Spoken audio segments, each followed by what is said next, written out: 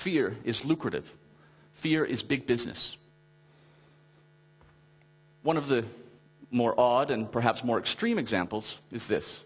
This is the ThudGuard helmet. ThudGuard.com. I couldn't have made this up if I tried. This is an actual product available online as we speak out of the UK. These are helmets that children should wear, should according to the people, of course, who are selling them, in the home. Sitting on their bums playing in the living room or in the kitchen. I think their slogan is learning to walk in a world of hard surfaces. And they quote all sorts of scientific facts. For me, this really is the ultimate example of the slippery slope that we're on. Is this really where we want to be headed after 250,000 years of Homo sapiens? I don't know. Another example is closer to home. Apart from the Netherlands, Denmark is the safest country in the world in which to ride a bicycle. Never before has it been so safe to do so than it is right now. So for me, it was a bit bizarre to see this recent wave of bicycle helmet promotion in this country. And when it started, I became sincerely curious. I knew nothing about it, and I decided to check out the facts for myself. This is what I was taught to do. To my surprise, it didn't take me very long to figure out that the bicycle helmet doesn't have a very impressive track safety record scientifically. Scientists, the scientific community, has been completely split for years on the subject, 50-50, down the middle. If you look at it this way, if the bicycle helmet was a vaccine or a medicine, there's no way it would be anywhere close to getting approved by Ministry of Health. There's simply not enough proof. Now I spent over 2.5 years researching this subject, and damn, do I need a new hobby. I can tell you that right now. When you come from a literary background, reading scientific reports is not that much fun. But it is amazing the things you find out. I mean, there's an ocean of science out there, but there are actually scientific studies that show that your risk of brain injury is higher when you're wearing a helmet, and you have a 14% greater chance of getting into an accident with a helmet on. These are not things that we hear about too often. So much for showing us the big picture. The way that these helmets are tested, well, actually, the industrial design of the helmets, first of all, my son helped me out with this.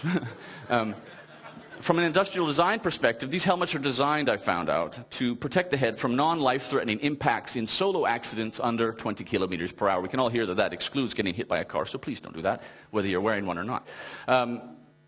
The way that they're tested in the laboratory is interesting. They're tested only for impact on the crown of the head. They're not even tested for impact on any of the sides.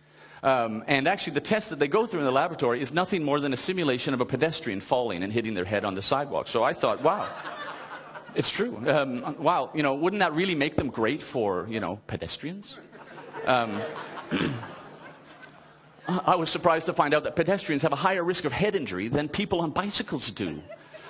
To my amazement, the Danish Road Safety Council doesn't have any campaigns for pedestrian helmets. I was shocked.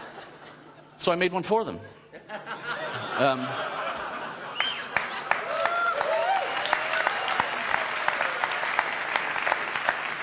The PDF is freely available for download at no cost to the taxpayer. It works better in Danish, but it says a walking helmet is a good helmet. And if it is a slippery slope that we're on, then this is probably a very good idea. But the thing about the culture of fear is it doesn't really worry about facts or science. They're a nuisance. They clutter up the ideology, and they get in the way of making a lot of good money as well. So I thought, hey, pedestrian helmets, haha. What about, hey, motorist helmets? Maybe motorists should wear helmets. Wouldn't that be funny?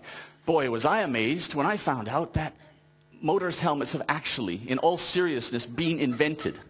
I couldn't even make this up. The Swedes played with the idea, of course, the Swedes, in the 1960s. But in the late 1980s, the helmet at the top came onto the market. A company started producing them, saying, enough is enough. In 2001, the University of Adelaide and Monash University in Australia produced this motorist headband.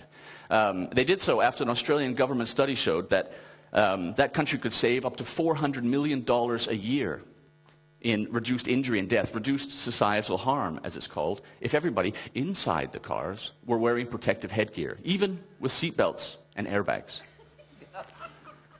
Does anybody here own one? Have you ever seen them on sale at the supermarket? Have you ever been offered a free one when you buy a car? No.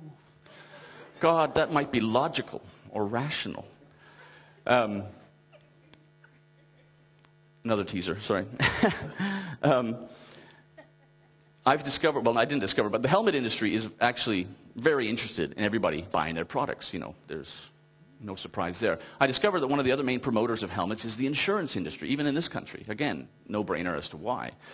What I did discover was that the automobile industry is one of the main promoters of bicycle helmets. And why? It's simple, really. The bicycle is a real and immediate threat to the dominance of car culture in our cities. And the reason you've never been given the opportunity to purchase these fine products is that the car industry won't touch them. They excel at marketing their products. And you know, if they know that it would be a catastrophe for car sales if we started telling people that, you know what, driving a car is proven to be statistically incredibly dangerous, if we remove that false sense of security that people have about their cars. If word got out that 1.2 million people a year are killed in car accidents all around the world, over 40,000 in the United States alone. If you think about that, that's a World Trade Center every month, year in and year out. But no, people would stop buying cars, driving them less. They might start taking public transport or, God forbid, take bicycles in our cities. And we can't have that. Of course not. If we apply logic to the culture of fear,